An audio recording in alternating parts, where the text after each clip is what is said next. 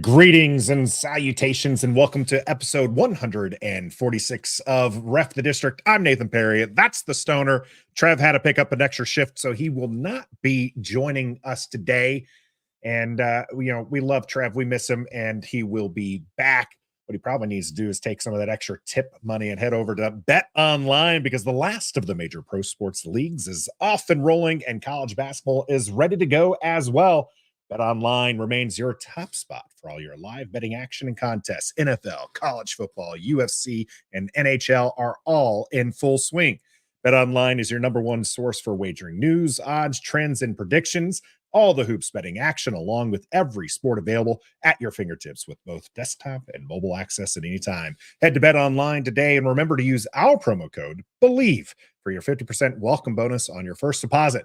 Bet Online, where the game starts. All right. And we are going to start with a lot more than just an ad here on Ref the District. We got lots of people already in the chat here. Jerry Lopez, DMV Mess Hall. Shout out to the rally captain getting on the TV at the Patriots game. And also, of course, our friend, the Cook.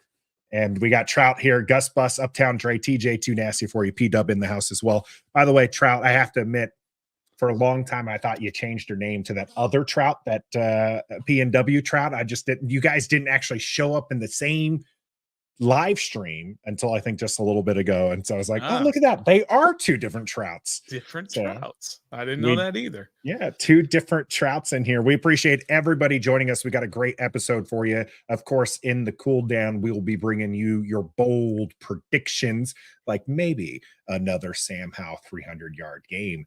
That's one. That's two. That's three in a row. Of course, we got Sleepless in Seattle. We're going to have to fire the graphics guy, Stoner. Misspelling Seattle there. Maybe that's a slight dig, though, to that awful team out there, the Seahawks. We're going to be talking about the Seahawks game coming up. How is Washington going to be repeating this? Who has to have a repeat performance for Washington to win on the West Coast? But here in the warm-up, presented to you by Don't Sleep Energy. And I sure as heck feel like maybe I've had a Don't Sleep Energy already, as I'm firing this all off here. And make sure you do head out to Don't Sleep Energy. Use our code DISTRICT. Get yourself 10% off there. We're going to be talking about Mr. Airwolf himself, the president of the offense, the young wolf. Wrong button. The Howler. There you go. Sam Howell in this offense. I had asked Stoner. Yeah. I'm going to ask everybody here watching right now. We got already 20 of you here in the first 3 minutes. This offense seems to have improved over the last couple of weeks. We've seen spurts, but this was actually back-to-back solid games from the offense. Yeah. Is this a product of the offensive line that has been changed, as Chris Paul and Tyler Larson have been playing the last two games, and that offense consistency has kind of coincided with those two players being there? Or is this Eric Bieniemy's play calling has gotten smoother and he's getting better plays out there for the offense, a lot of shorter attacking plays before going for a bigger, deeper pass play? Or is this Sam Howell, who has just been getting better with dropping back 50 times a game, and he's finally learning some pocket awareness, moving out of the pocket, moving within the pocket, getting that ball out to those checkdowns, and just continuing to throw absolute darts? So which is it? Offensive line, Eric Bieniemy, or Sam Howell? And no cheating. No cheating, by the way. If you're answering this, I do not want to hear, oh, it's all of them. You need to pick one in this world here. We are going one at a time. All right. Well, I guess you just took away my whole answer, which was D, all the above. But I think it's only fair that it is definitely all the above, but there are certainly a few of those that actually weigh a little bit heavier than the others. And I don't think there's any doubt that what Eric Bieniemy has done in terms of scheming up the offense in the last 2 weeks in particular is the biggest factor of why this is getting better, because he is designing an offense that is protecting Sam a little bit more from himself. He's protecting Sam from what his biggest weakness is, which is taking sacks. We all know that Sam can basically do anything else within the offense. Maybe his reading of a defense is a little bit shaky, but his biggest weakness is taking sacks. And Eric Bieniemy has schemed that out of him. But it's also, he schemed it out of the offensive line too. Do I think Tyler Larsen and Chris Paul have played better than Nick Gates and Sadiq Charles? Yeah. Have they played so much better that it's just glaring? No, I don't think so. If you look at them individually, I like to do a lot of hyperbole with Chris Paul. I think he should be starting at left guard. I've thought that since I saw him in that Cowboys game at the end of last year. But he's not a savior over there, okay? He's got a lot of weaknesses as well. So that encompasses basically everything that you've asked. And also, look, Sam Howell has gotten better in his feel for the pocket as well in these last couple of games. So I've hit all the areas that you asked, Nathan, A, B, and C, but I still have to go with B. I think it's Eric Bieniemy has done a masterful job, and maybe it's just taken him 9 weeks, or in this case, 7 weeks before the last two. Maybe it's just taken him that amount of time to kind of fully understand and get a good feel for what he has on offense and what sort of play calls he should be making. What kind of quarterback does he have? What sort of offensive line does he have? What sort of receivers does he have? He's only been here 5 minutes, right? He's only been here since April or whenever it was that he was hired. So it's probably taken him some time, but he has definitely schemed it out of him. That is Eric Bieniemy. His answer is Eric Bieniemy. First, I'm going to get to Gus here. I hope you're feeling better, a little under the weather. We do appreciate you joining us there, Gus. Ted here trying to take your answer, the D, all of the above, before going into a great article. Mark Bullock, we've had him on the channel. We've also fought with him on Twitter about Chris Paul, but he does have a great fought with article. us. To be fair, he fought with us. Mark does have a great article, as Ted here is pointing out, that Tyler Larsen's blocking on the offensive line, he hasn't been that much better than Nick Gates. I mean, he's been an improvement over Nick Gates, but that's like saying you or I are improvement over Nick Gates. I mean, Right. Anybody could do that with how bad he had been. But it's more so that he has been better at calling the protection, doing the slide box, picking up the small things that we weren't seeing there. And I think that's similar to Chris Paul, who's actually PFF has been grading worse than Sadiq Charles, but there's been things where he has been doing some things better. It's just he is not consistent enough at this level, and that's been hurting him there. And I talk about that because Trout here was saying that O-line was the biggest thing for that Gus here with the O-line being bigger is also Tyler Larsen has 30 pounds on Nick Gates. So, I mean, that is a big aspect of that. However, most centers around the league are not the biggest. They're usually the smallest guy on the line. The centers are, because they do have to do so much movement, on a bunch of different plays. And so your centers are usually your smallest linemen. So I don't know how being a bigger guy at center necessarily helps in this situation for Tyler Larsen. Maybe it does, just because it's based on how this line is sort of built. I don't know, but I think that's kind of a convenient explanation, is to say, well, he's bigger, therefore he's better and taking up more space. But I don't actually buy that, but I can understand where they're coming from.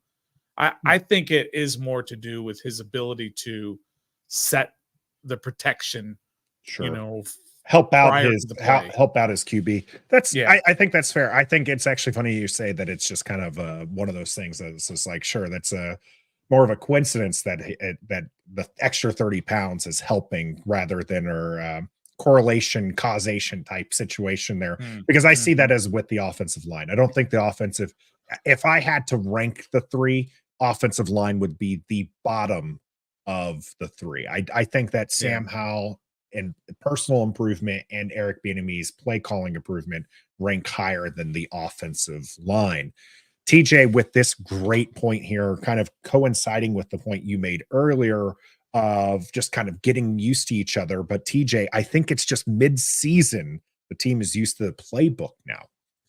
That I think that does play a big factor for this team right now. This plays a factor in Ron Rivera-led teams, is they hit this mid-season run where they're finally getting on to, okay, these are the concepts we're trying. This is what we're trying to do here.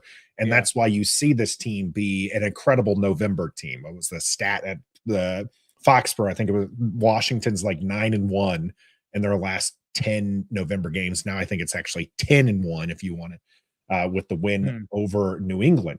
They're just they get into this mid-season form here where they're just like, okay, we can win. And it's not, and what kind of gives me a little hope center, a little tease here against Seattle, because when they're on these streaks, when they're on these runs, they beat good teams.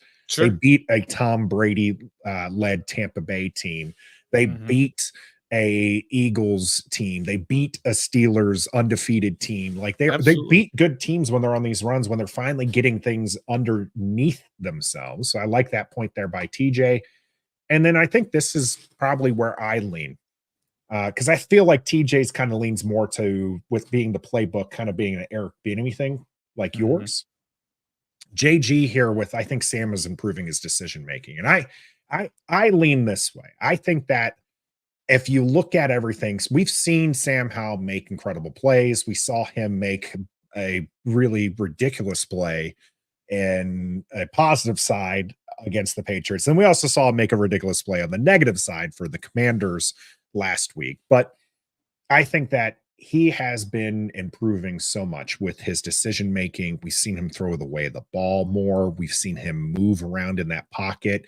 I will say that I did watch JT O'Sullivan's QB school episode. I actually have it up on one of my tabs over here because I was watching it before the show.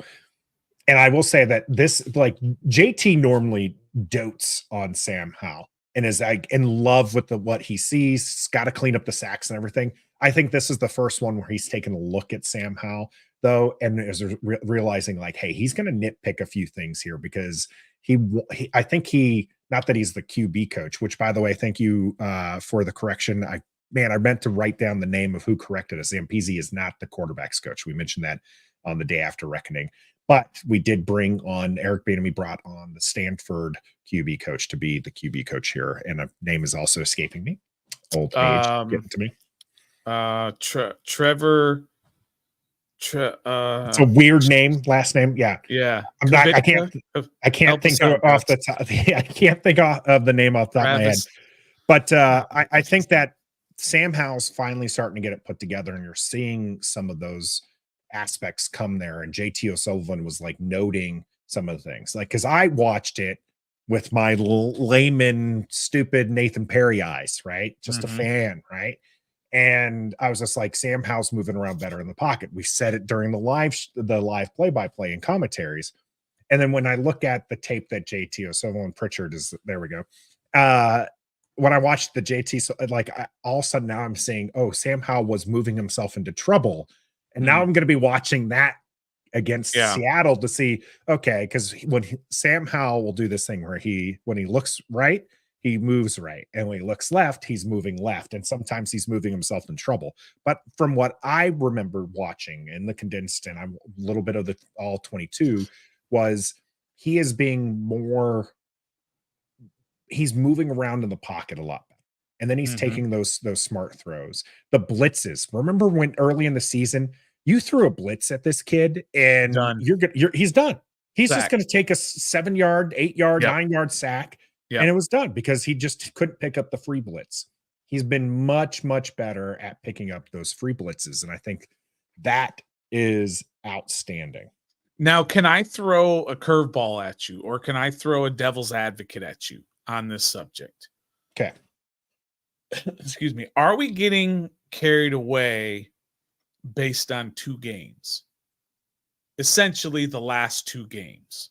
Now, he's had good games before as well. He had a good game against Denver.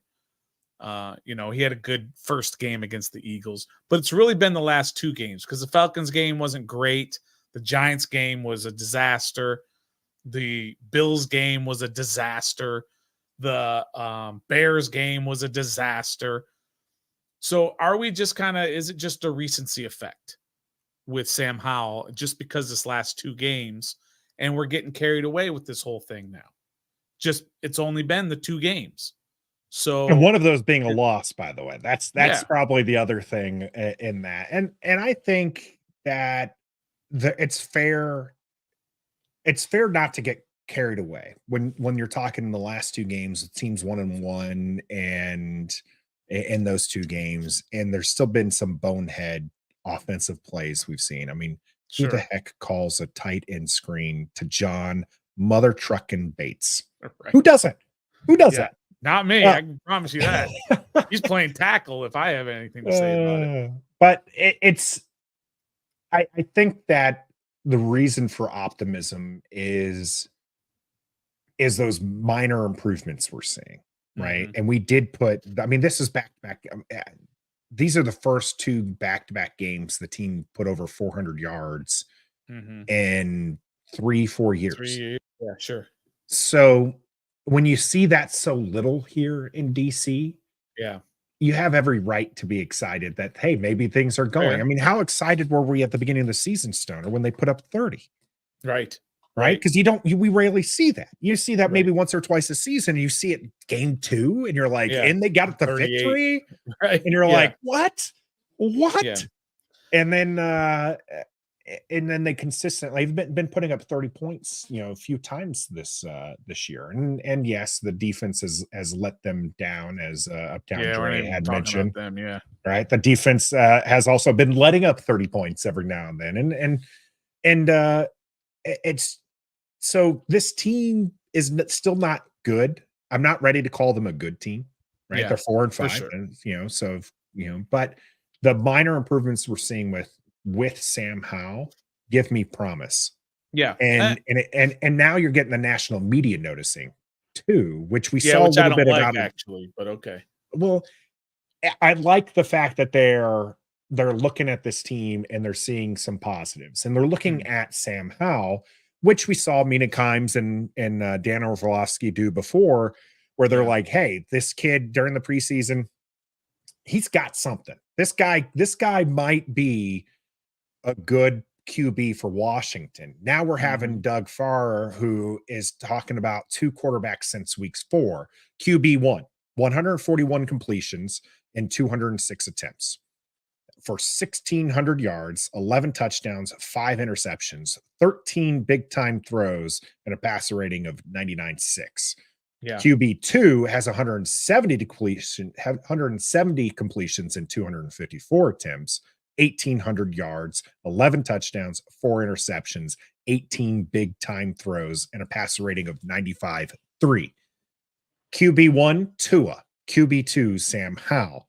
The conversation over those 2 quarterbacks are interesting to see, but I mean, this is the QB that we have right now. Last 5 games, the Commanders put out an IG post here.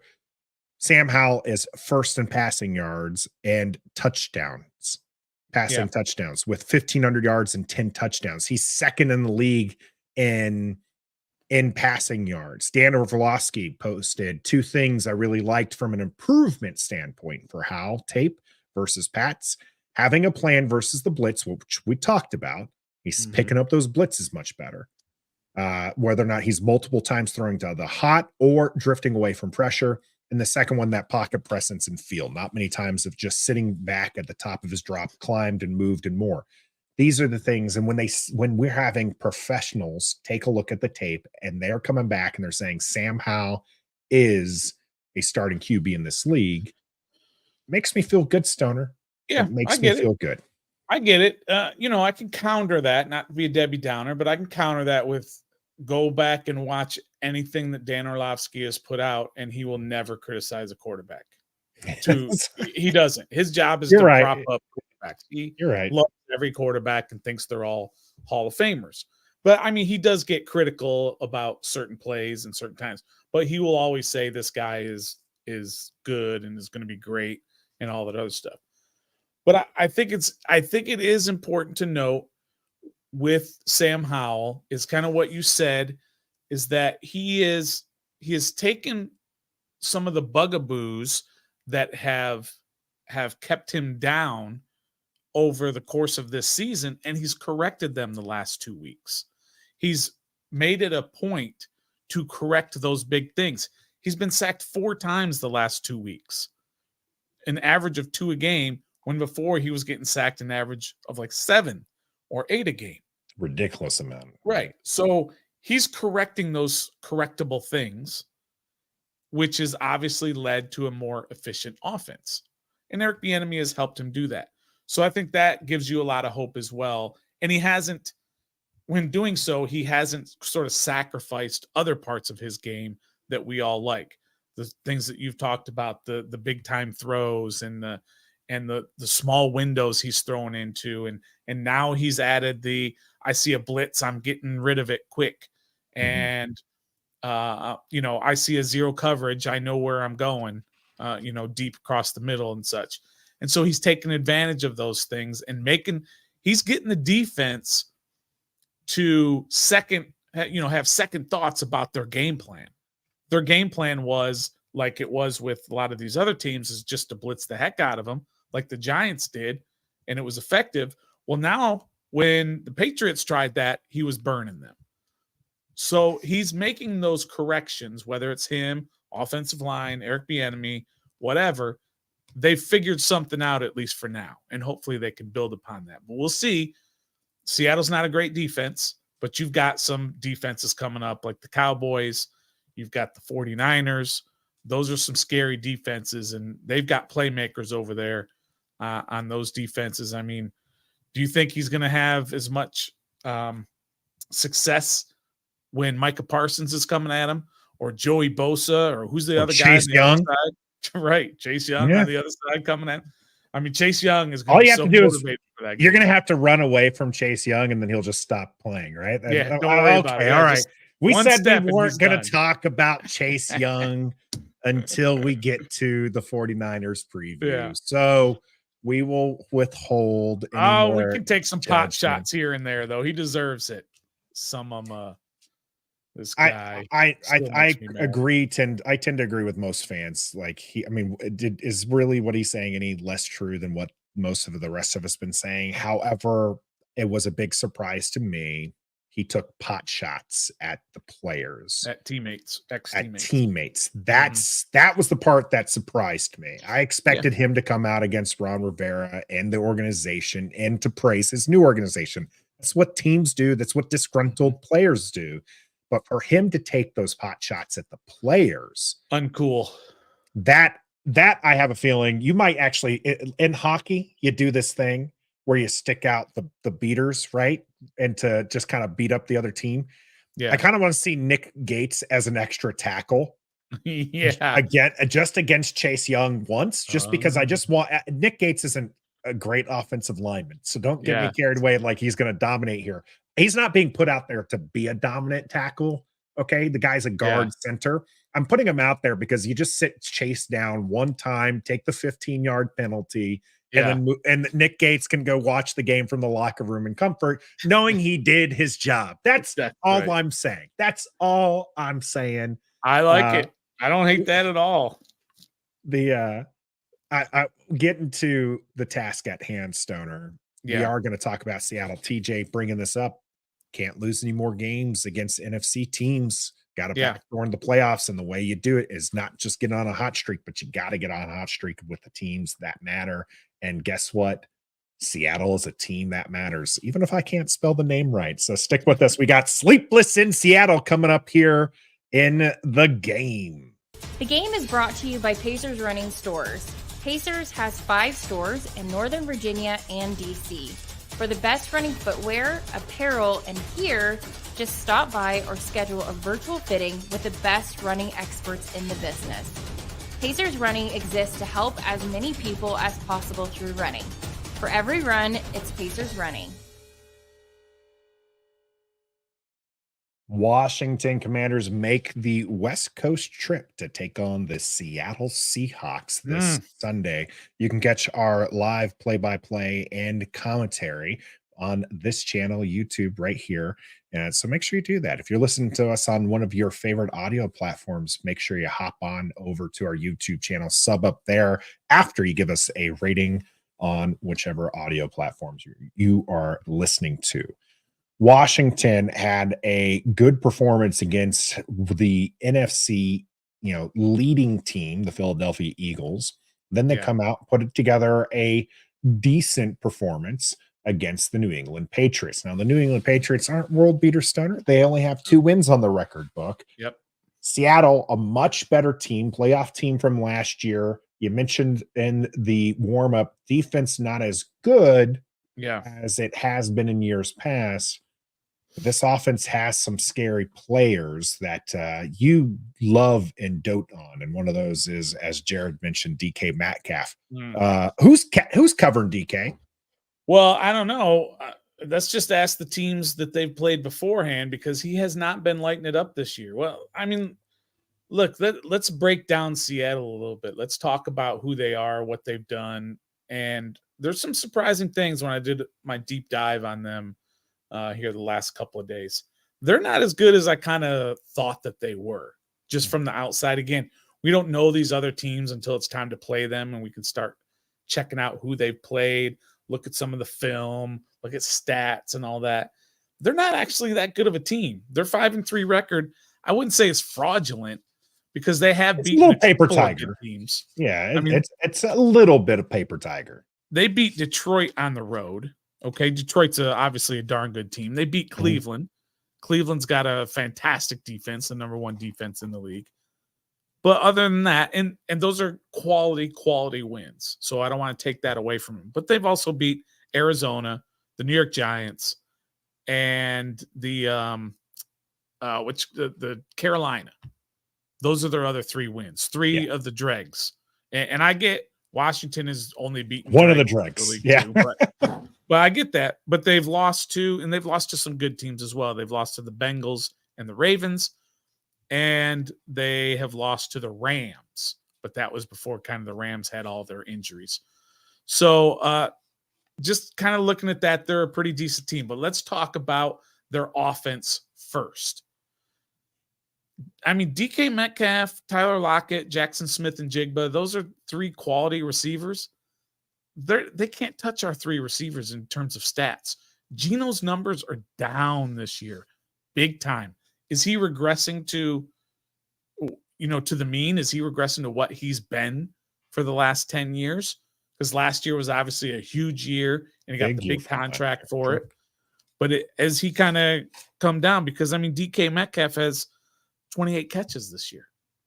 28. You know who also has 28, at least 28 for Washington? Well, Terry McLaurin, Dotson, Samuel, Logan Thomas, all 4 of those guys have at least 28 or more than that for DK Metcalf. But I mean, he does still have his 16.2 yards per catch average, which is massive. It's a big one, but he's got 2 touchdowns. So I don't know who's going to cover him specifically. We got to hope that Jack Del Rio figures this out. There's nothing there that says he's going to figure it out. He hasn't really figured it out much this year, but you got to hope that he will, because on paper, when you look at those names, those are scary receivers, those 3 guys. But Geno Smith has just not been as good this year. I mean, last week against Baltimore, I don't know if anybody watched any of that Baltimore game.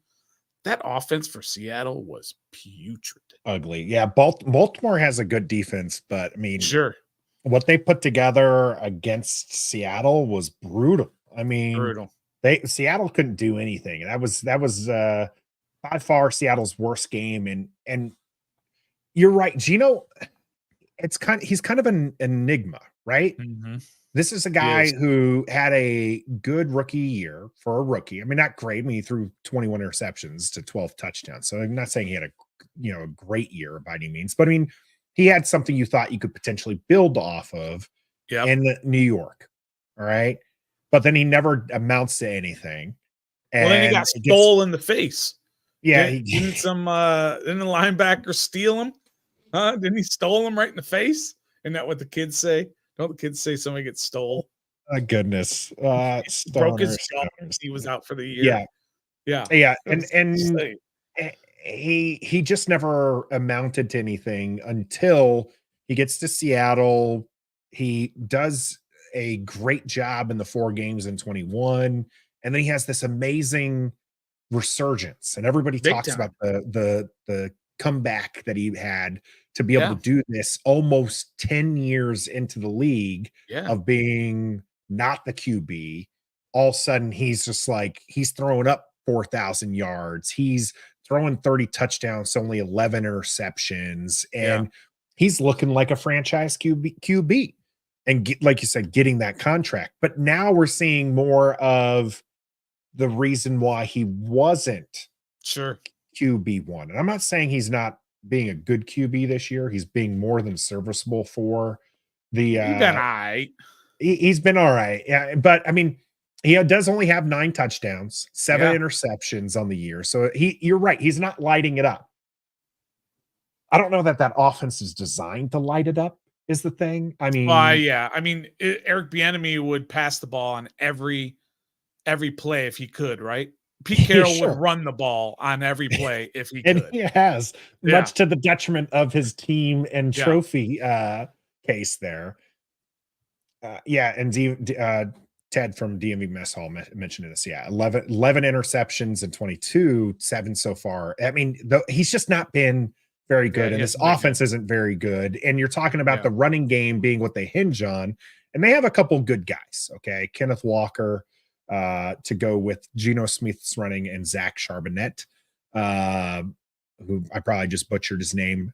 They're not world beaters. They're fine. If Washington could make them one-dimensional and force this into Geno's hands, I like Washington's chances. Yeah, well, and Washington's been okay against the run, Stoner. There's been a couple breakdowns. We saw that last week against the Patriots.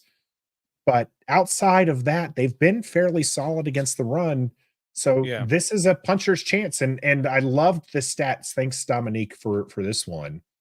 Washington 7-1 on the road against Seattle. Yep, in the regular season. Make sure we regular clear season. That up. There's a reason why I hate them in the playoffs. I hate them, and that's the biggest reason why I hate them. Is we just can't beat them. They end our season in the playoffs too many times. I hate it. Yeah, I hate it. But they're we usually think about Seattle as as an excellent running team and a stout defense.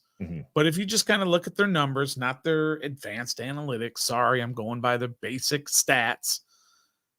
They're 25th in yards for defensively given up. 25th. They're 20th in passing given up. 21st in rushing and 22nd in points. They're bottom third defensively in just about all the major statistical categories. And then their offense, nothing to brag about. 20th in yards per game, 19th in passing, 23rd in rushing, 17th in scoring. They're just, you look at their basic stats, they're not great. Look at Geno's stats, not great. Look at the receiver's stats, not great. Look at the running back stats, not great. So there's nothing, they're not the same old Seahawks that they've been over the course of Pete Carroll's tenure there. That's just not them this year. And I think it is largely part because of their defense is not great, but also because Geno Smith is not having that year. I mean, he's thrown 9 touchdowns. They've all been to receivers. So you don't have to really worry about the tight ends. You don't have to worry about the running backs in terms of in the passing offense, because he goes to his receivers when it's time to get a touchdown. And if you know that, then hopefully you can defend that a little bit better. Yeah, well, hopefully we are up to the task. Yam, however, waking up in Japan and choosing violence, answering the question, can the Washington Commanders repeat their performance against the Seattle Seahawks saying, no, not with Jack Del Rio's defense. So he doesn't think Jack Del Rio's defense is up to the task. TJ telling us, though, why don't you reuse the Ravens blueprint? It's that simple. Stoner, Well, you like to tell us all the time how simple this game is. Is it Yeah. this simple? Yeah, it should be this simple, but the problem is Eric Bieniemy will not do that. He will not run the ball. That's what the Ravens did. The Ravens just ran. Your guy that you wanted really bad in the draft, Keaton Mitchell, finally got a chance. He rushed like 9 times for 130 something yards, something like that. Why Right? you gotta The fourth gotta stringer. bring that up, man? Yeah. I'm still disappointed.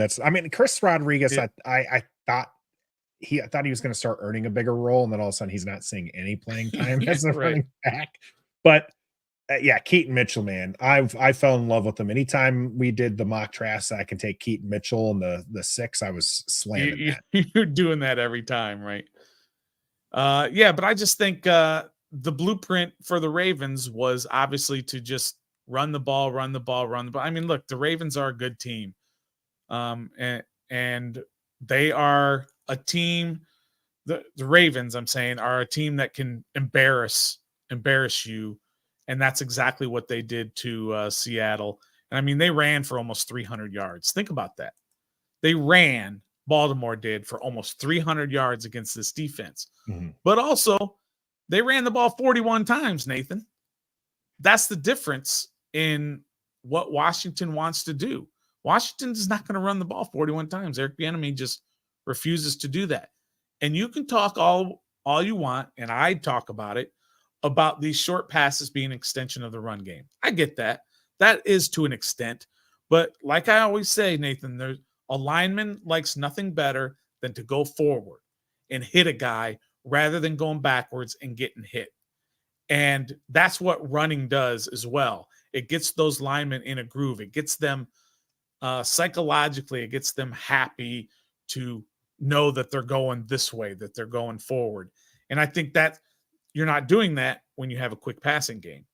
So there's got to be that balance. We got to get away from this 50 sometimes throwing to 20 sometimes running the ball, just for the sake of the overall balance of your offense. And I just don't know that Eric Bieniemy has it in him to do that. I mean, 41 times. He's not going to run. We know he's not going to run. I mean, I just wish he would. I mean, Keaton Mitchell 9 for 138. He's not going to do it. He's just not going to do it. And who's our Keaton Mitchell?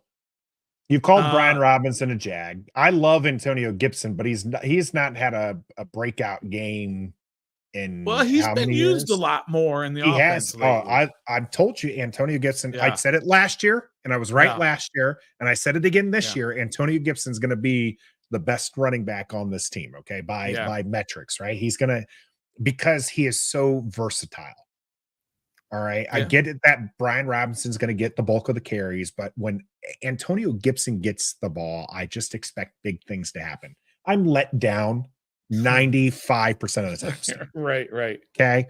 But that 5%, it's something special. It can be special.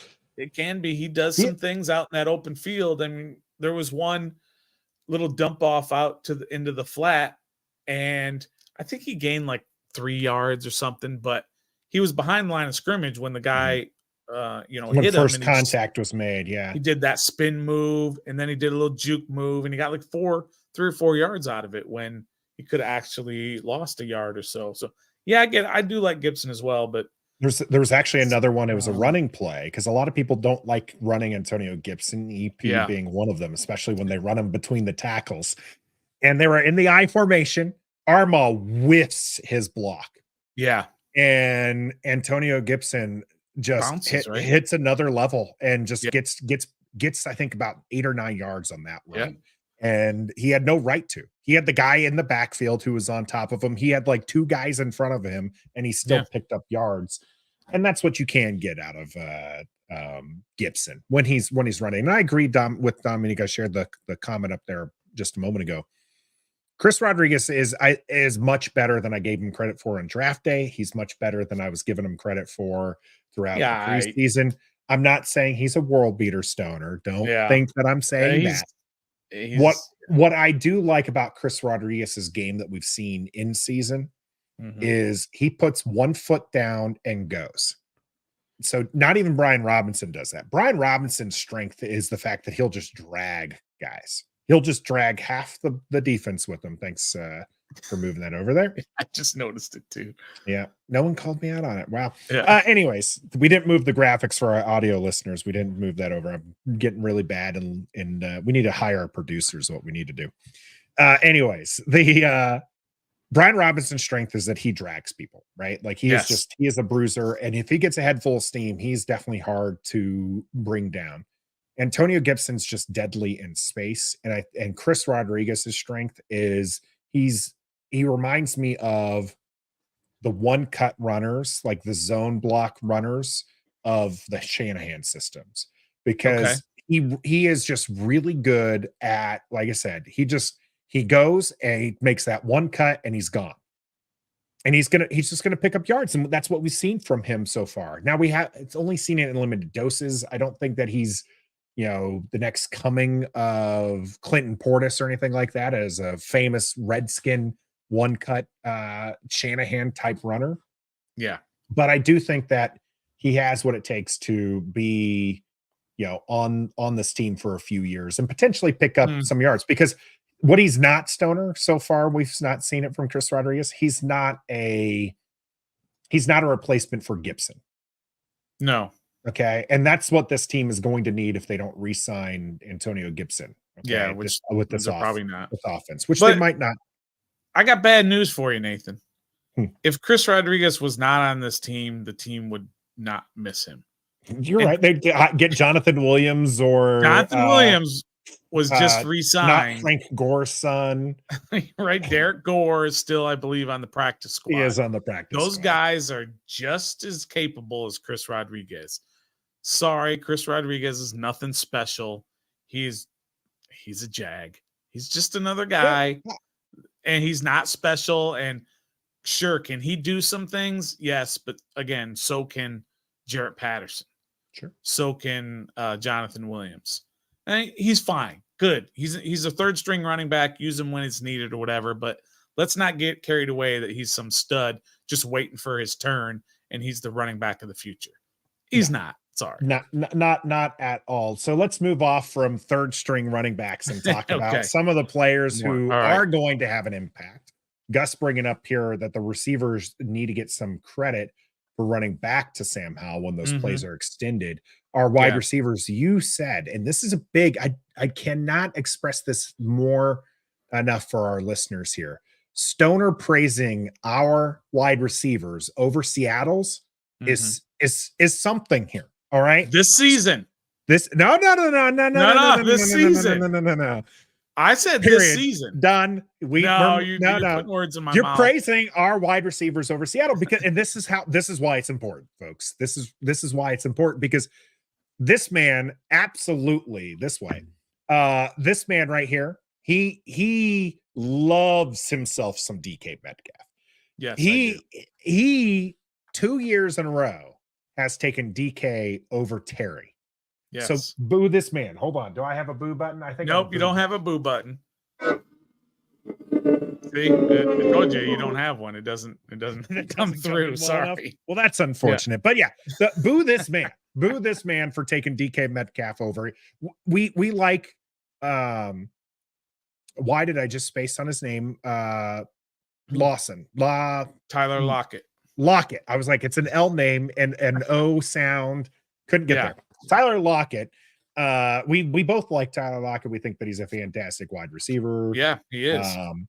But now he's a DJ Moore, by the way. He silent killer, man. Now I get to hear Stoner say Terry McLaurin, Curtis Samuel, if he's healthy, and Jahan Dotson are better than the wide receivers out in Seattle. I love it. I'm going to eat it up.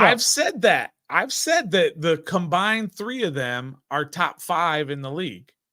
The combined 3 Washington receivers are top 5 in the league.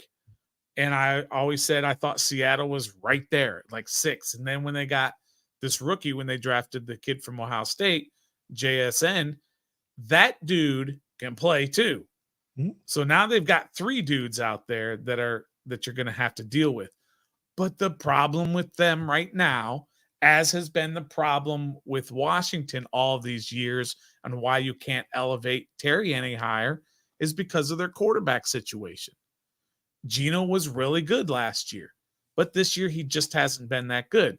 So this year, yes, Washington, I'll take Terry McLaurin over DK Metcalf this year, and just because of the quarterback situation. Our quarterback greater than signed their quarterback this year. But in years past, that hasn't been the case. I would have taken last year's Geno Smith over Carson Wentz, right? Oh, yeah, absolutely. I mean, you'd take I would when have Russell taken, Wilson was there over.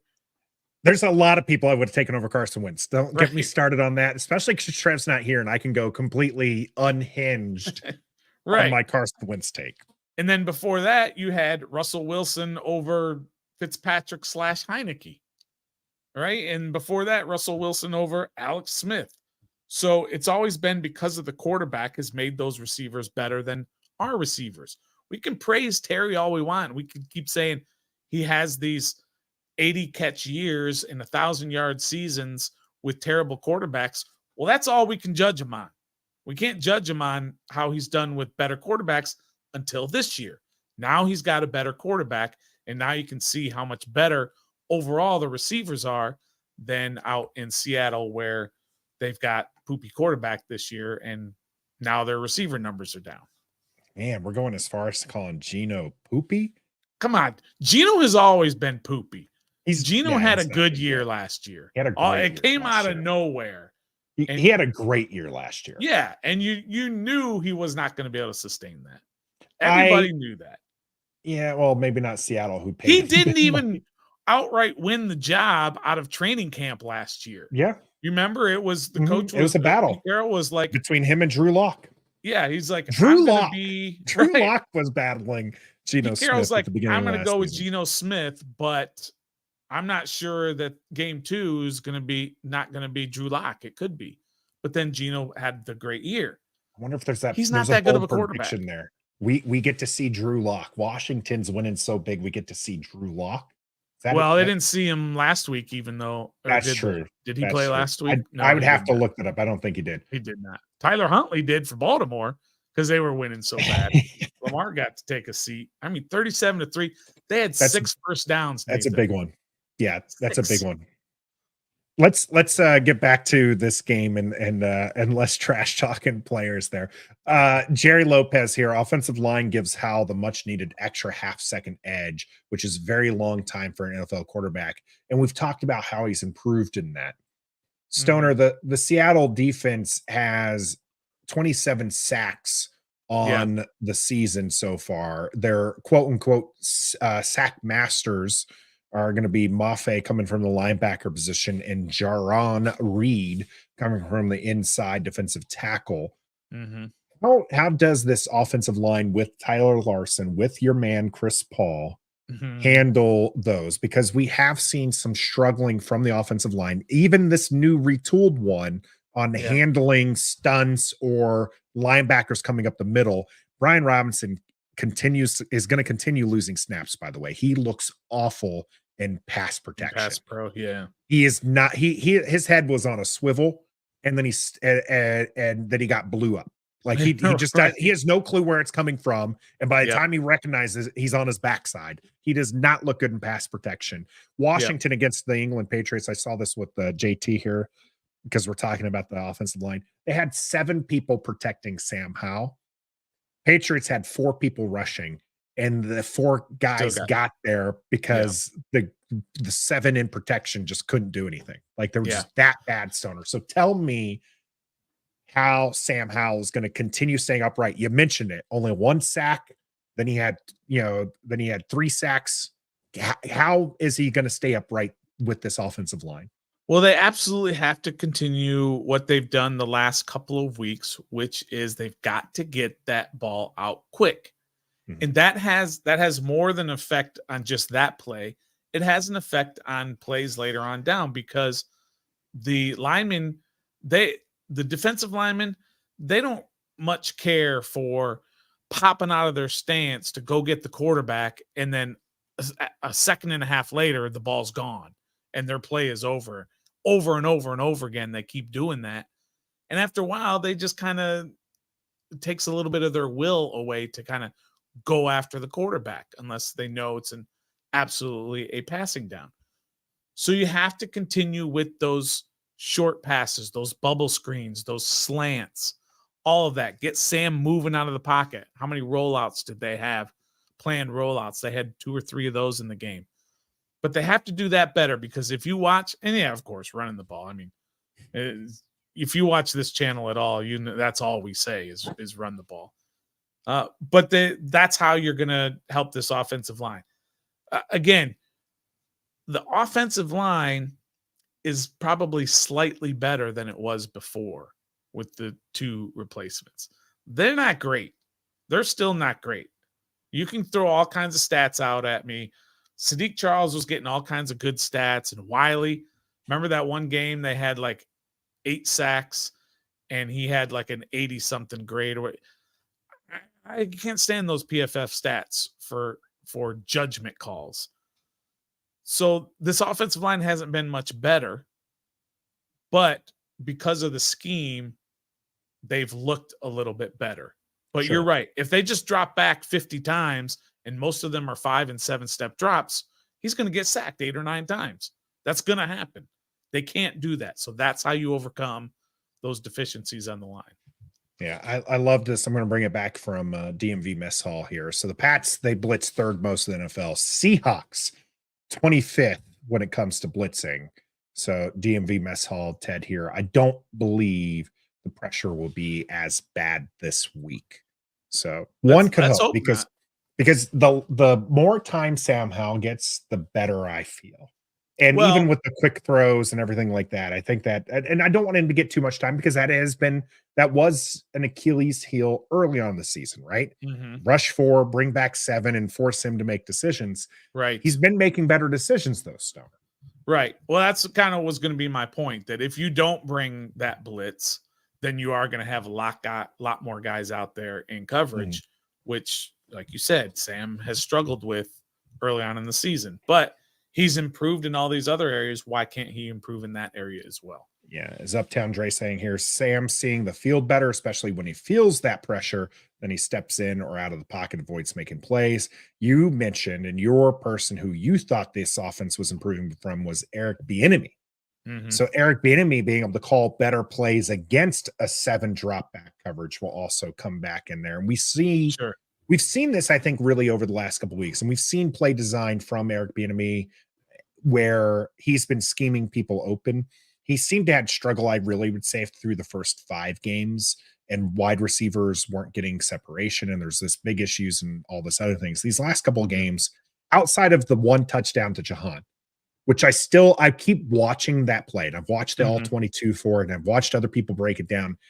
I still have not figured out why Terry McLaurin and Jahan Dotson were literally 5 yards, 3 yards apart. Did he freeze?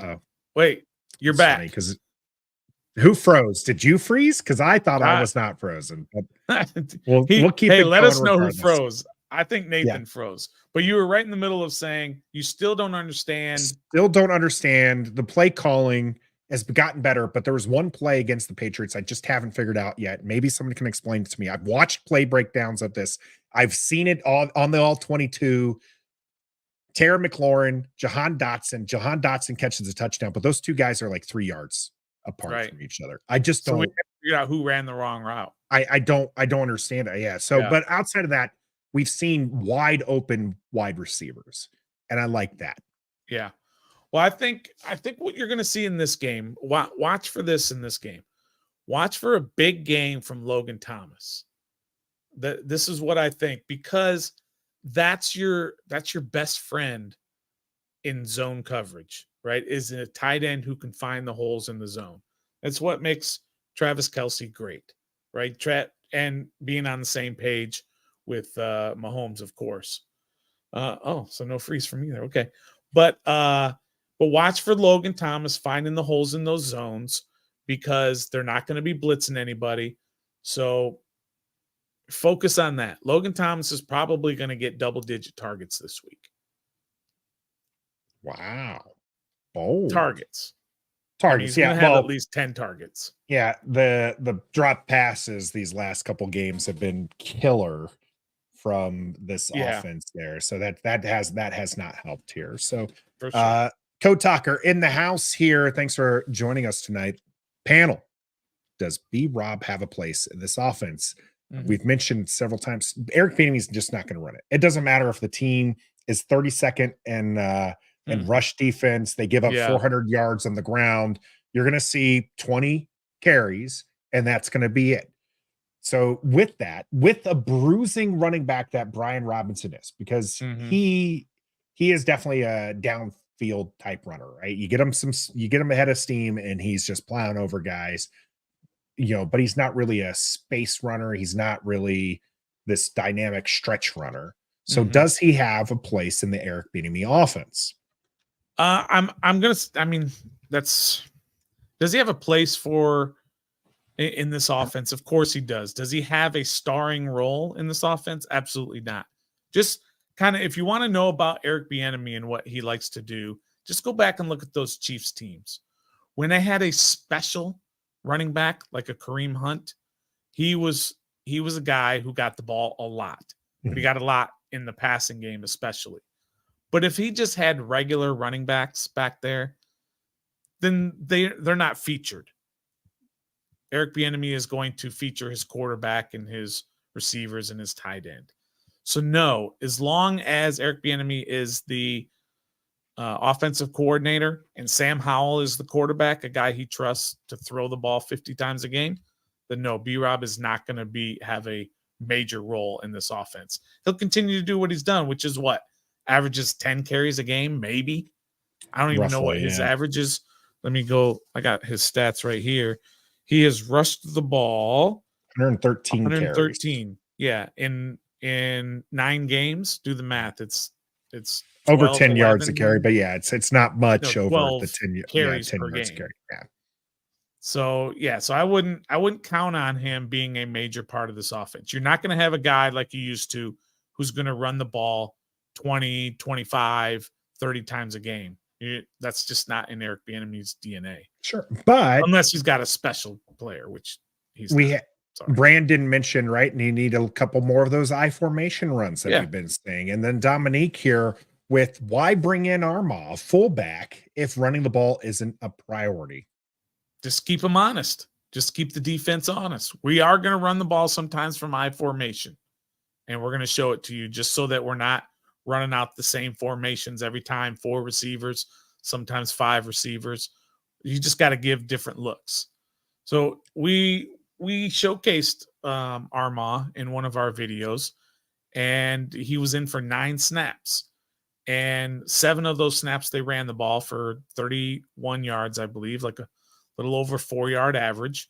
And 3 of those 7 runs were for first downs. It's effective. It's an effective play to run out of I formation with a fullback. It has been for 75, 100 years of football. It's an effective play, but that's just not in his DNA. Well, 5 I formation snaps last week. DMV asking for some more of those as well. Maybe we'll chart those next week. That'll be next week's chart, assuming we have some to chart. Maybe this is that wrinkle where Eric Bieniemy brings it in and then drops it completely, like screenplays on second and first down against Denver. Alex Armah has not been active for every game. Yep. And so they haven't had a fullback, but for maybe 3 games this year that he's been active. So it's not like it's something that is a big part of the offense. I think it's just been an evolution of these last 2 weeks of Eric Bieniemy deciding that he needs to do something different rather than drop Sam Howell back 50-something times a game and just try to sling it all over the field. That wasn't working. And it wasn't working against good defenses, and it wasn't working against bad defenses. So even though, for example, we want him to run the ball this week because Baltimore ran the ball 41 times last week for almost 300 yards. Well, we wanted him to run the ball against the Giants, who had the 30th ranked rushing defense, and he refused to do it. And they scored 7 points against one of the worst defenses in the league. But the last couple of weeks, he has adjusted. Hopefully he continues to. I just don't want to see him go back to what he's been doing at the beginning of the year, which was just dropping back so many times. It just hasn't been successful. Not with this offensive line and not with the quarterback who takes a lot of sacks. Well, Yam here, not impressed with the tight ends. You saying Logan Thomas is going to have double-digit targets this one. Mm-hmm. I believe somebody on this panel here said that our tight ends were not good. I am going to lose my season-long dollar. Logan Thomas already has 311 yards. Yeah, what was it, 400? 400. I didn't think we are going to have one tight end that crossed 400 yards. Yeah. Mainly because I thought that Cole Turner was going to be playing more of a role. Right. And they were just kind of spread the ball around. So I'm going to lose that, but I'm going to win the war, Stoner, because I'm with Yam. Our tight ends are not great. The tight ends I think that's unfair. I think that's unfair to Logan Thomas. What are his you think he's great? Projected stats? You think he's great? No, you said they haven't been good. No, I said they've not been great. I said our roster. I said our tight ends are not good. Our tight ends are not good. They have not that's been what great. You said. They are good. Yeah. Logan Thomas is good. I'm sorry, he's good. 33 receptions so far for 311 yards. Let's just double that. That'd be 66 and 600 yards. That's mid. That's good. That's mid. Right. You said he's not good. That's mid. How is mid good? Mid is good. Mid is good. Mid is average. Mid is okay. Right. Mid is Logan Thomas. Mid is throwing tight end screens to Logan Bates, okay, or John Bates. But you can't. I got by my whole life on being mid, on being good. I'm not great at anything. I got mid grades in school. I got mid performance reports my whole life. I got by on being good. And so I'm going to say that's a good level to be at. Don't knock the goods.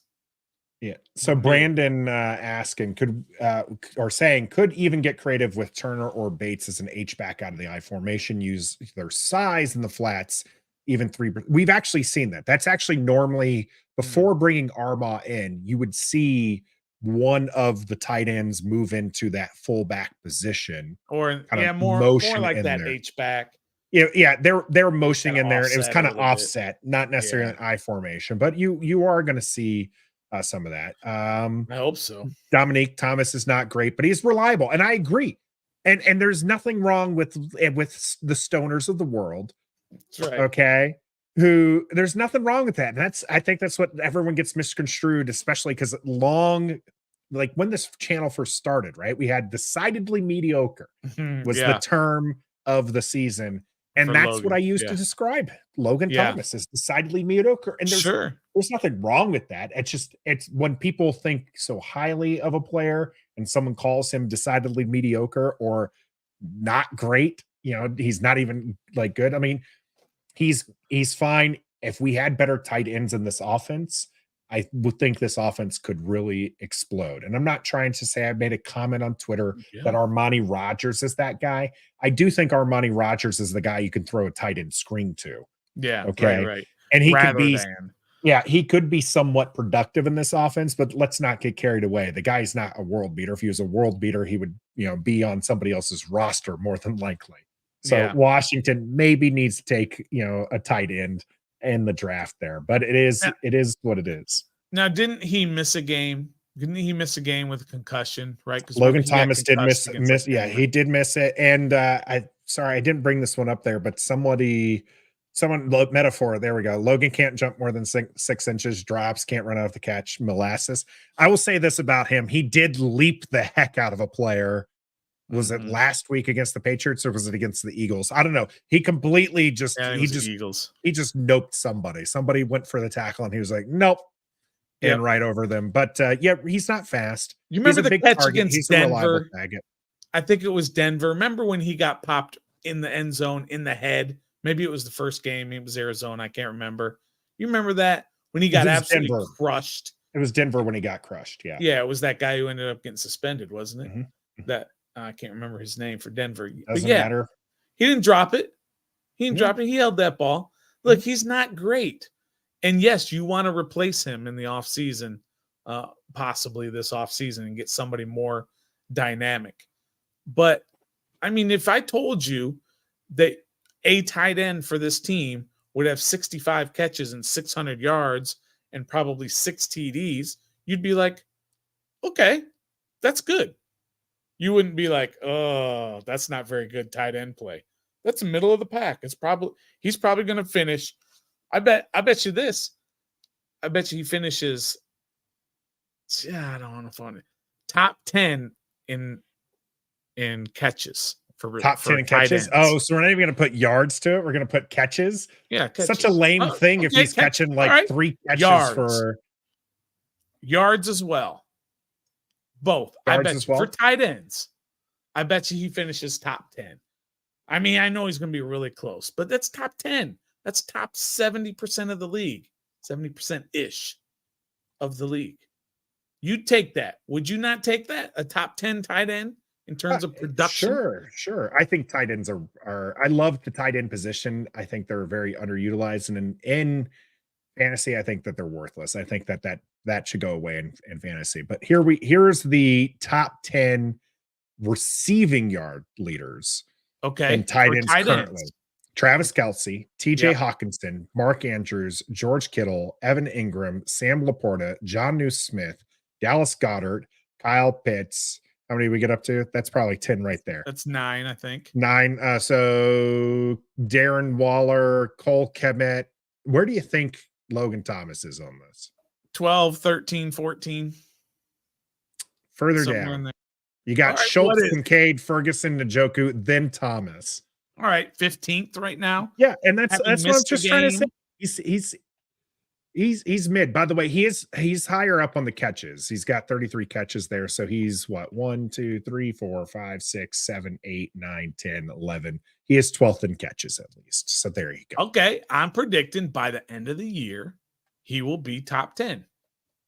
And that's really all you can ask of a 31-year-old molasses dropper, can't jump over people that he's fine. Yeah, he's metaphor said. Yeah, again, he's mid, and there's nothing wrong with that. You need a roster that has mid guys. Okay, you need decidedly mediocre guys. But it's just we need someone maybe a little bit more dynamic there. JG is thinking of Jordan Reed here. Jordan Reed was fantastic. Oh yeah, that's a different level. Yeah, he honestly, if he didn't have the concussion issues, which are very serious and very much a reason for him to retire early, if he didn't have those issues and he stays on the field, he is in the discussion for probably a top 10 tight end of all time. Like he was just a monster. Anytime he was on the field, that guy was just so good. The catches he would make, the runs, he was very dynamic. But we don't have a Jordan Reed. I remember the last season he was here, and he was having just an amazing training camp and preseason. He was just killing it, catching everything. I mean, this is back probably Kirk Cousins years. And then in the last game of the preseason, what happened? Somebody hit him right in the head, concussed, missed a whole bunch of games, and it was over. He was a potential Hall of Famer. He had the Hall of Fame talent. But man, those concussions, too bad. Well, we have more to talk about here. Paul is bringing it right home. What do we think about Washington against Seattle? Let's see those score predictions as we head into the cool down here on Ref the District. The cool down is brought to you by Manscaped. Ever since my Nathan started using their products, I can't cool down. Fellas, trust me. Go to Manscaped right now and get 20% off and free shipping by using the code REF. Your ladies will appreciate you. Now back to Trev, Stoner, and my Manscaped man, Nathan.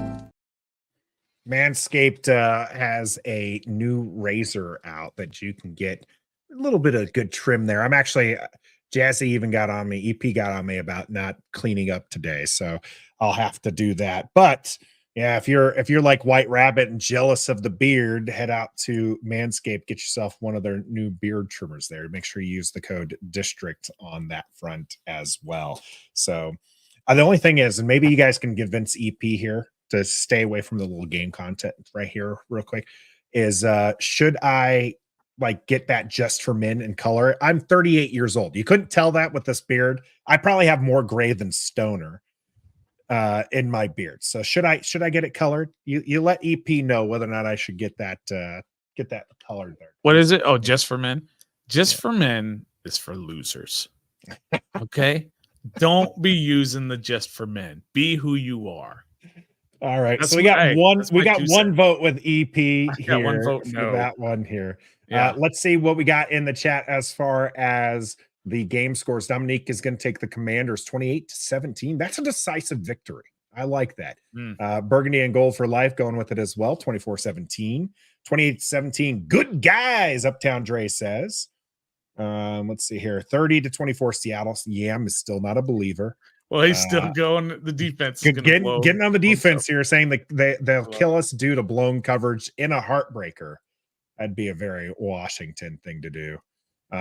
Roger, every time I say that they will win, they lose. And every time I say they will get destroyed, they win.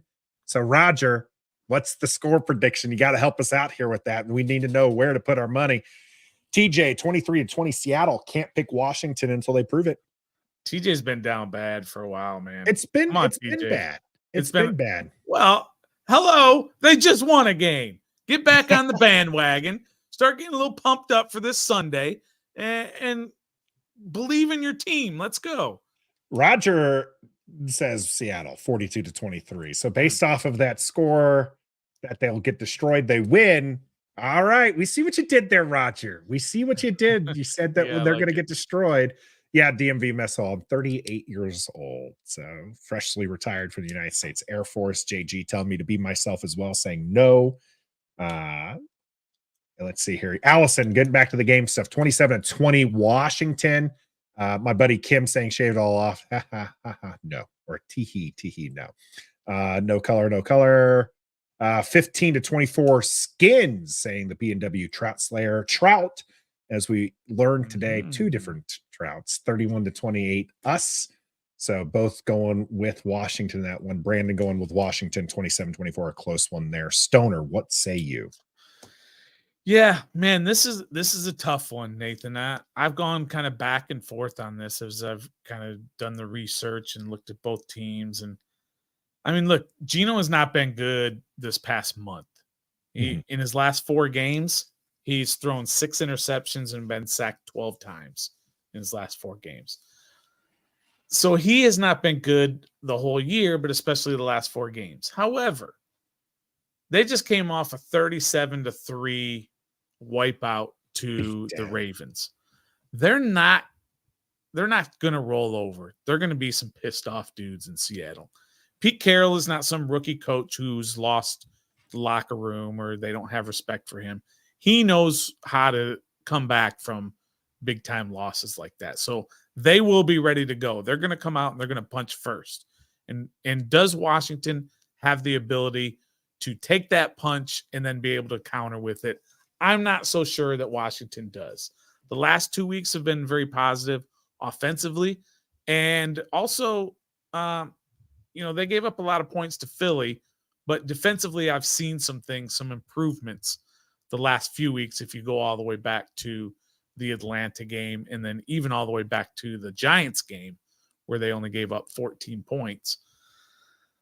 So I have seen a little bit of improvement, but going all the way out west, it's tough to play in that stadium. I think it's in Vesco Field. Is that the name of it out there? They have a very strong home field advantage. They're one of the few teams in the NFL that actually do have a good home field advantage. So for Washington to go all the way out there with this kind of mediocre type team with they don't have any sort of wins that you can look at and say, ooh, that was an impressive win. All 4 of the wins have been against bad teams. And Seattle has beaten a couple of good teams to include Detroit on the road they beat in week 2. So I'm going to have to be a little bit realistic here. I think Washington has a shot to win this game, but Seattle's going to be too tough at home. And I think Yam is probably right. There's going to be a couple explosive plays by their offense because Washington does that every week. So I am going to go Seattle with 24 and Washington with 23. Ooh, very close game there. It will be tight. Picking Seattle. P&W Trout saying Lumen Field is the name, by the way. Oh, yeah. What's Invesco? Who is Invesco? Maybe that was before it was Lumen Field. Invesco definitely sounds familiar. I don't remember which one that was, but Jake Blanton, I want to pick Washington, but I got Seattle in a high-scoring game, 33-30. Both Seattle, by the way, scores 21 points per game and allows 21 points per game. Mm-hmm. They're very mid team, statistics wise. I mean, if you passing touchdowns, they get 9, they've let up 9 interceptions, they've given up 7, they've caught 6. Like they're they are a minus. They're a plus team. 2 in turnovers. Washington's a -1. That's what it was. Invesco's Denver. Yeah, Denver. Burgundy and Gold saying, "I hope you eat crow, Stoner." I hope I do too. I would rather my team win than be right. Trust me, 100 times out of 100. I hope I'm wrong. But I'm trying to be realistic. I also want to believe in Washington, and I want them to continue doing the things we've seen these last couple games, and I want them to put the defense together. And Tressway's getting awards, and with his punting 5th time in his career, congrats to Tressway. But I'm kind of with TJ that I just don't know that they've proven that they can beat a good team yet, right? Yeah. Like I don't know.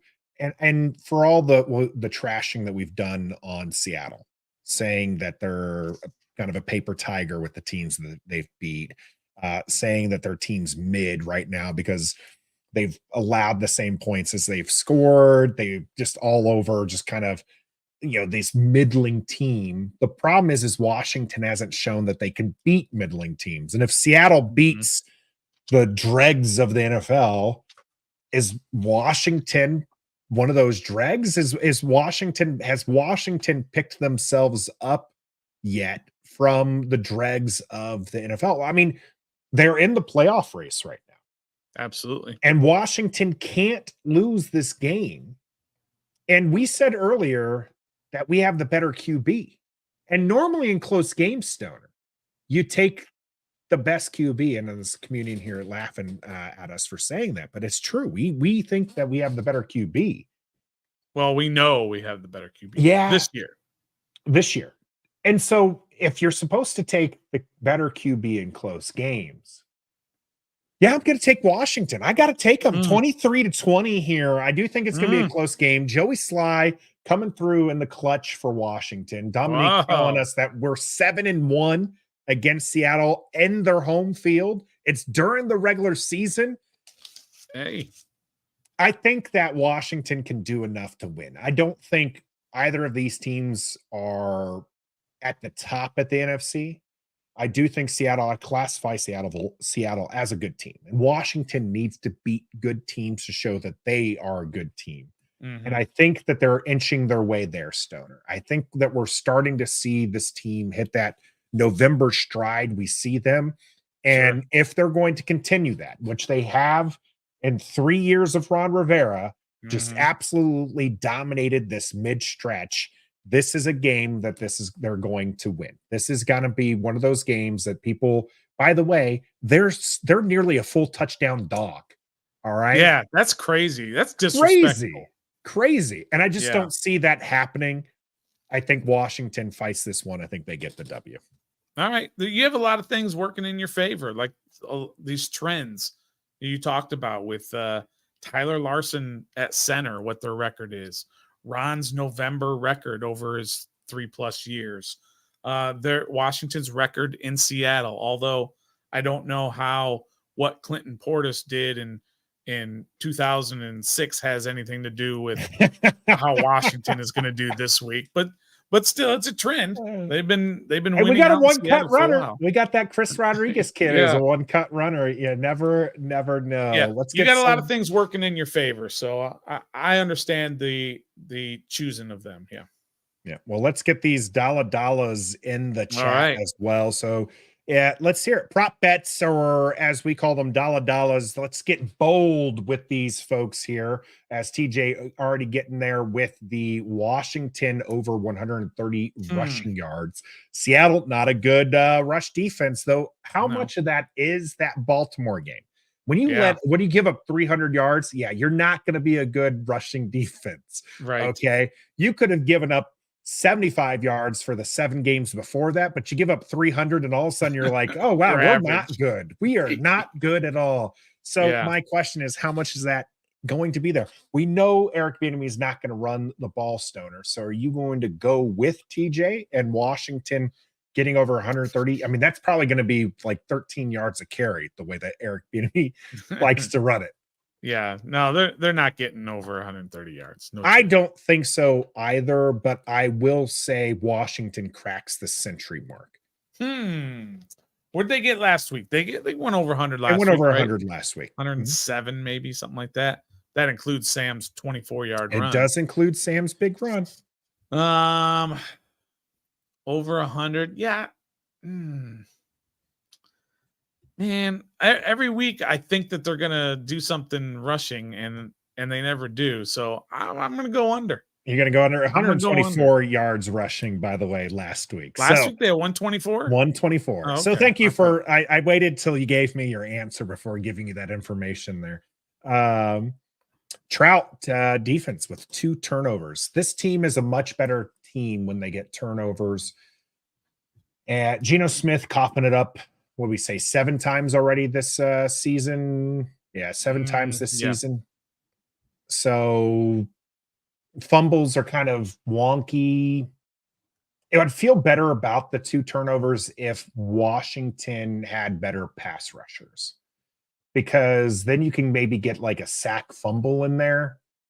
I don't see 2 turnovers is the thing because of that, right? Maybe 1 interception. Maybe you see like a peanut punch for a fumble, but I just don't think that this defense right now, and this is why they brought in Emmanuel Forbes. This is why they brought in Quan Martin. Congratulations on your first NFL interception, by the way, because these guys were ball hawks and they can fix the Washington's defense's Achilles heel, which was they weren't creating turnovers. They were pretty good at stopping the run, and they were good at, keeping everything in front of them, but they could not get the turnover. So they bring in 2 guys that was their specialty, but I just don't think they get 2 this game. All right. I think they do. All right. There we go. I got them at 2 or more forced turnovers. Ooh, TJ, Washington over 1 sack. I do think they get over 1 sack, so 1.5 sacks. No, is the over under? You're the one that the over under. Yeah, over under would have to be 1.5, right? Yeah. Yeah, because as a team, you can't get a half sack. Washington held sackless as the against the Patriots as they were quick to get the ball out. We also don't have a world beater, Stoner, at edge. I'm going to keep saying it because it's true. We don't have that. Geno Smith only sacked 18 times. In not 8 games, right? Because they've already had their bye. That's a little more than 2 per game. I think Washington gets there once. I don't know that they get there a second time. Okay, I'm taking the over. They get at least 2 sacks. All right. Love it. Hey, don't take that away from Quan. I'm saying no offense to Quan, but the interception wasn't really his. He was there. Yes, it tipped off. If you do that, tipped off the hands and all this other stuff, but if you do that, then you have to go back and watch everybody's interceptions and take away a whole lot of interceptions, because a ton of interceptions are taken off of tips. All right, so Stoner's got more than at least 2 sacks. You're gonna go with our man here, Danilo. 21-20 to Washington, he says, and then KJ Henry with 3 sacks. All right, that's KJ Henry's burner account. Because, I mean, how many does KJ Henry have in his career? 0. I think as many as I do, right? So I'm going to He go with should have had one, Stoner. He should have had one. 100%. I was totally robbed, man. Yeah. I don't understand how you can there's no defending that roughing the passer call. Yeah. Like, they know they botched it. They absolutely explained it and everything, but they know they have to stick up for their guys and all that. So Jamin Davis has been playing well, Dominic. He's been again. Let's not get carried away. He's in the Logan Thomas category. Sure. For Jamin Davis, that's an increase. Okay, yeah, that's right. Let's not remind ourselves, all right, where he was in year 1 and year 2.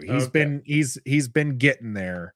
I guess this is actually year 3. So at the end of year 2, he was doing much better, and he's wearing the green dot now.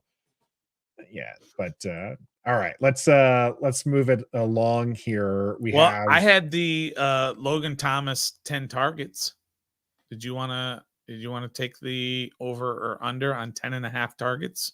Logan Thomas finished with 5 targets. I'll take the under 10 targets. Okay. Yeah, I'll take the under on that one. JG saying Forbes gets an interception. It was so close against New England. The problem is I think these are much better wide receivers than New England. So I think the better question is, how many snaps does Emmanuel Forbes see against Seattle, Stoner? Yeah, I would go with, let me just go with the percentage. I would go with less than 30% snaps for Forbes this week. I think you're going to see Danny Johnson had 0 defensive snaps last week. I think you're going to see him a lot more than you're going to see Forbes this week. We all said it, that this last week was a perfect opportunity to put Forbes in there to let him get some confidence against some not good receivers. And it's exactly what happened. That doesn't mean that they should throw him out there against 3 quality receivers. So, no, I don't think you're going to see a whole lot of Forbes. I will disagree with you, and I say Forbes does end up with more defensive snaps than Danny Johnson. Oh, more than Danny Johnson? Okay, I'll take that. All right. But no Forbes interception here. Off to Another World. Did you guys hear Cam Curl's mic'd up? I did not watch it yet, but I will now listen for the refs as Off to Another World is telling us that that's an interesting thing to listen for. Because I have it earmarked to watch. I'll probably watch it after the show here. I saw the clip that was posted about them wanting to fight type deal, and then him saying that he's too tired, and Jack Del Rio saying, but I did not want to fight. The Patriots were trying to get into a scuffle, it looked like towards I think at the end.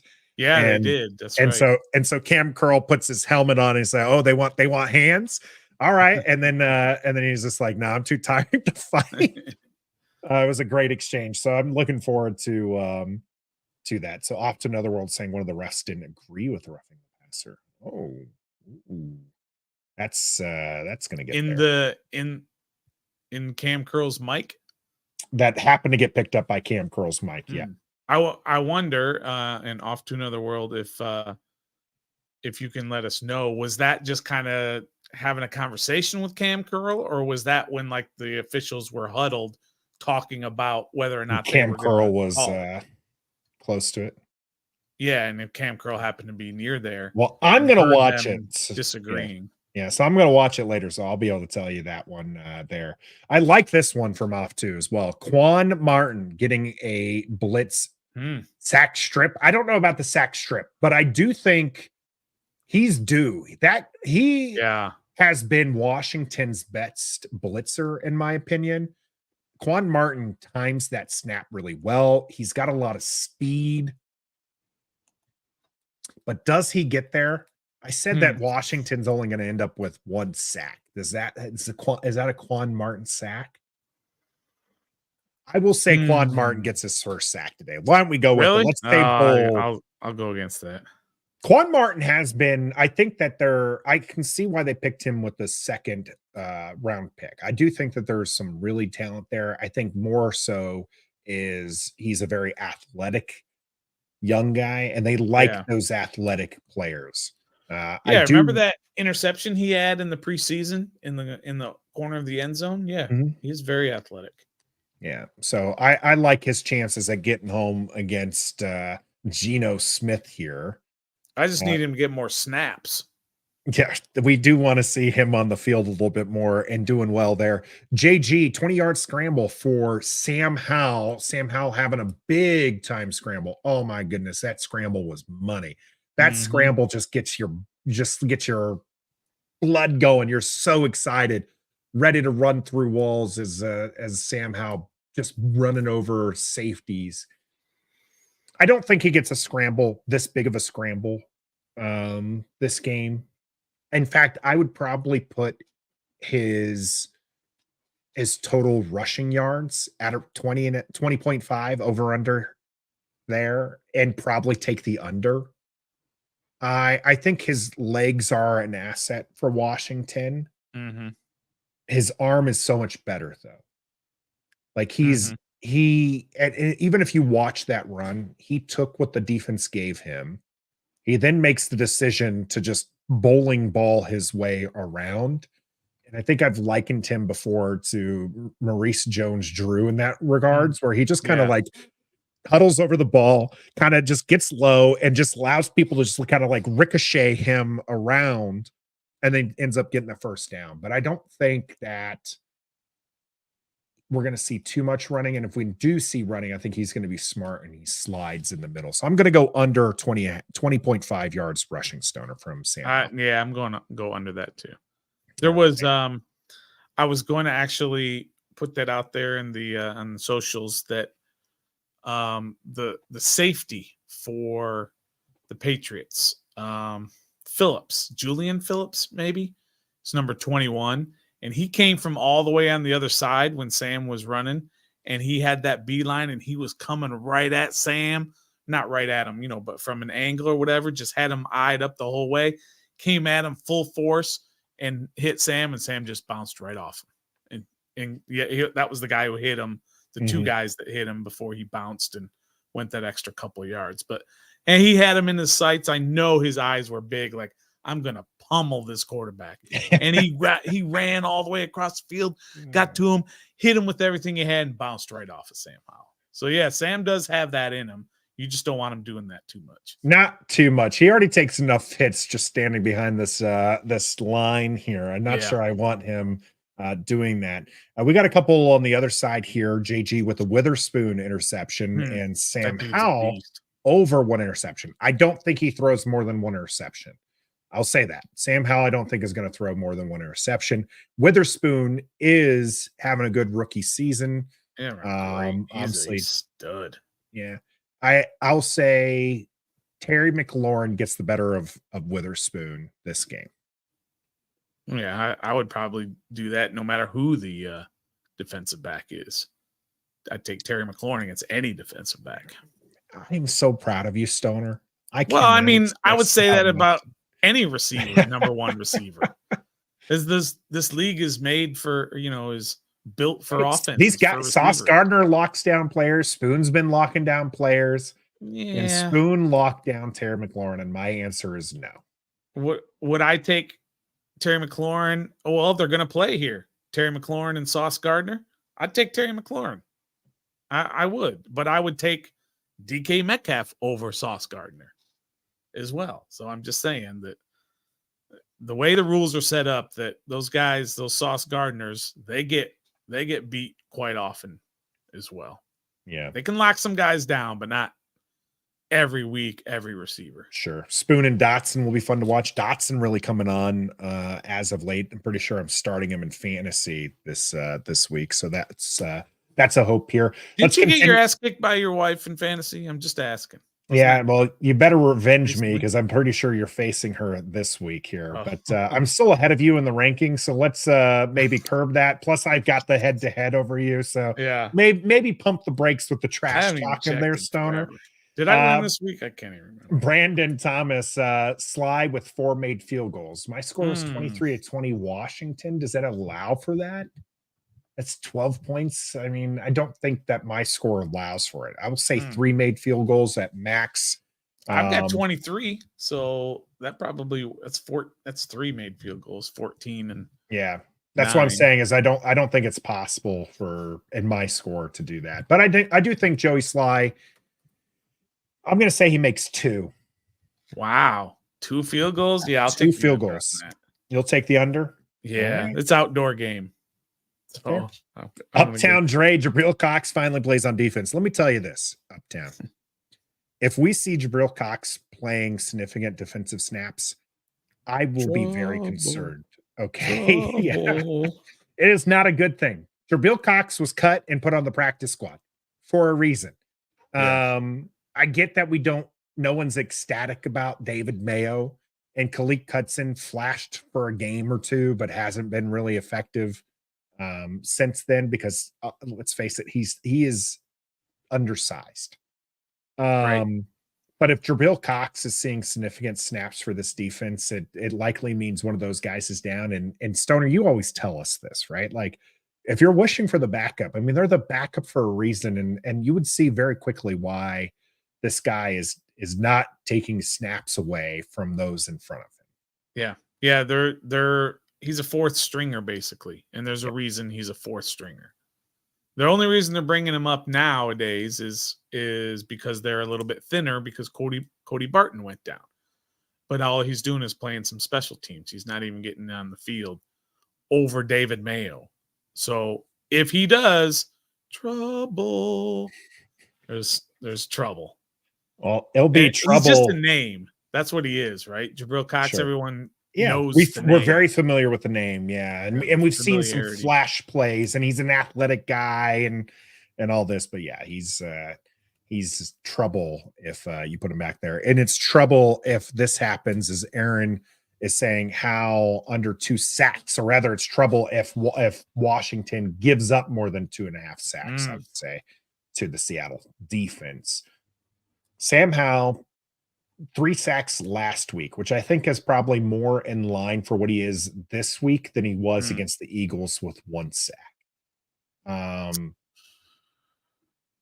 Yeah, it's rough. 2.5 sacks, Stoner. I mean, I'd probably go over that. I mean, there's no reason. I think I'm going to go the over until this offensive line can really prove that 3 is the ceiling. Then maybe I'll give them some faith. But right now, they have 1 sack and they have 3 sacks. This new offensive line together, if they can put together a game consistently where he's sacked less than 2.5 times, then I think this is a little bit safer bet. But this is still a not great offensive line. And Sam Howell, for all the praise we have been giving him this time, I still think that he could be susceptible to a few sacks there. So I can't 100%. Can't take the under there, Aaron. Can't do it. I am going to take the under here. Pringle with over 4 targets. We'll say 4.5 targets is the over under. I'm taking the under. Well, yeah, because Curtis Samuel's back at practice today. He's playing Sunday. Yeah. So Pringle probably will only see if you change the targets to snaps, then maybe I'll go over the snaps, and it won't be that much either. Because he's just not going to get a lot of playing time with Curtis Samuel back. Khalid Cutson being the reason Dominique is saying, PCC saying, yeah, Ron has his guys, loves himself some Mayo. That's why we saw Bostic, who had clearly had lost a step. Thomas Davis before that. Thomas Davis Remember before Thomas that. Davis was absolutely way washed up, and he was here. That's correct. I did wish they would have stack corrected this one. Hey man, a sack is a sack, bro. Sack. It's just like when they run out of bounds, right? I think it is. Sack is a sack. We do have Survivor. So if you didn't have any more dollars that we're going to do, we're going to move on to our Survivor pick for the week. Okay. We are still alive and nearing the end of this. Yeah, we are definitely still alive here. And so I'm looking at the schedule right now, Stoner. Yeah. And not overly in love with anything. Well, let's go over in this one league. There are still 11 people left. Nobody got eliminated last week. So there's 11 people, and we've got to make a choice. Here's who we cannot choose this week. We cannot choose Baltimore, Cleveland, Detroit, Chargers, Bills, Seahawks, and Cowboys. So I would suggest, I'm going to throw the suggestion out here. This is what I like to do. I like to take a home team, number one, and I like to find a home team who's playing against a bad quarterback. Now, I don't see that here of teams that are eligible. But I do also have theory number two, or whatever you want to call it, like how I like to do things number two. Don't think you're smarter than a computer. Okay? And the Cincinnati Bengals are at a 74.9% chance to win over the Houston Texans at home. Now, CJ Stroud's coming off an unbelievable game of 5 touchdowns, 470 yards, drove his team for a winning score with 46 seconds left on the clock and no timeouts. He has like 14 touchdowns and 1 pick all year. I don't like that, but I do like Cincinnati with Joe Cool back there. Yeah, and he better team. But you do have T. Higgins, who's listed as questionable. You got Jamar Chase, who's listed as questionable. Okay. Hubbard's questionable. I mean, like, there's almost nobody else here that you would. You're right, Cincinnati. I mean, if we didn't pick Dallas, I would take Dallas over the Giants. But 100%. we can't do that one. Or the Bills over the Broncos, which we can't do. Can't do Seattle is a 73% chance to win over Washington, but we've already taken Seattle, so we can't choose that. And all we're right, never I guess gonna we're choose Washington. I guess we're rocking with the Bengals this weekend. Doug's going with the Bengals as well. What about Pittsburgh at home against Green Bay? Green Bay's not a very good team. No, they're not. But Pittsburgh's not a very good team. Yeah, they're not, man. They just let's go. Let's rock with Seattle here on Seattle. On this one. Or sorry, let's rock with the Bengals on this one. All right, now let me look in the other one because Dallas might be available in the other one. If Dallas is, you pick Dallas. Right. All right, now let me go over to the other one, which in that particular league, I guess you would call it, contest. Hold on here. PCC, if I have to put my life and soul on Taylor Heineke again, I am in trouble. Okay. I cannot for the life of me take the Falcons with Taylor Heineke. Could not do it. Dallas is available. Then take Dallas. Other one. Smash Dallas. There we go. Smash That's Dallas, the answer. Yeah. If Dallas is open, you gotta take it. 92% chance to win. Yeah, that was bad, Jake. That was bad. Taking Seattle on there. You're right, Ted.